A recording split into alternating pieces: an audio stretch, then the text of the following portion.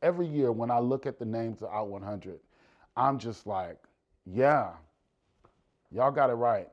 But when I found out I was nominated, an imposter set in, because I'm like, what have I really done? I immediately wanted to like send my bio and just like, hey, let me tell you everything that I did. So maybe they'll say yes. She was so kind and so nice. And she was like, Ian, we already know what you've done. If you would have talked to people 5, 10 years ago, what they would have told you is that I never finished anything. I didn't finish college. I'm a millennial, so I quit jobs very quickly. I never really finished anything, but the Normal Anomaly, I've been so committed to it because it has loved me as much as I loved it.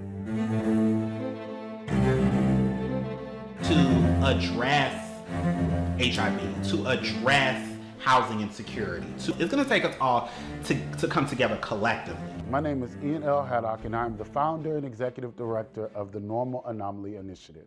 The Normal Anomaly started as a blog in 2016, and that blog was telling our stories, but our organization is changing the very narrative of Black LGBTQ people in the southern region of the United States. I was very committed to the idea that community could save us and that our stories would transform the way we saw ourselves. I grew up in Texas City, Texas.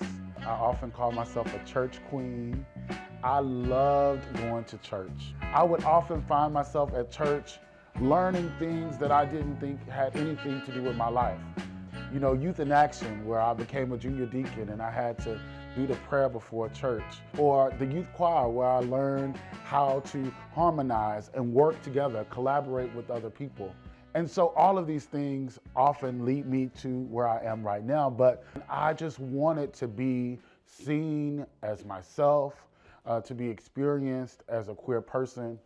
I came to Houston as an unhoused kid when I was just 16 years old. And so I knew the power of community and how community could transform a person's life. I've done everything from being unhoused to prostitution to couch surfing. All of those things should have landed me dead or with a disparity, particularly a health disparity. Community has, saved me, embraced me, changed me. And so I can't do anything but not just advocate for people living with HIV, but all marginalized people. I was sitting at Texas Southern University at an event. I was with my colleague, and this is right at the tip of Black Lives Matter. And they were having a conversation on the intersection of Blackness and queerness. It was quite contentious. But what I thought about while I was sitting there is that this is not an honest conversation, because this is a conversation between academics. It's a conversation between Black academics and LGBT academics. And the people that are most affected by it are people who are not in academics, people who don't have those resources. So I went to my colleague afterwards, just like a gay, going to complain to their colleague. Like, it was a great event. I heard a lot of powerful things, but y'all didn't have anybody having conversations from like lived experience. And he said, well, Ian, that's why you were there. And I said, well, shoot, you got me there. And then I realized that I had been silent so long because I was sitting in the unhoused 16-year-old.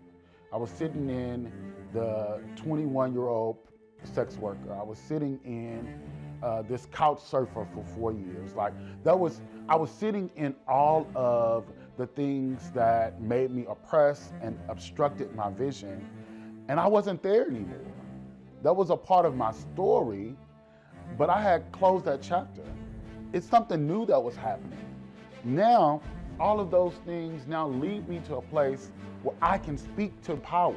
And I wanted to show through narratives, through storytelling, that it was possible to change the narrative just by finding a community. What are we budgeting and how are we reconciling it? It started with telling stories, but now what we're finding out, we're becoming subject matter experts on how to curate theories of change for marginalized communities. So group economics, real world example. And so we created a program based on all of the things that we learned.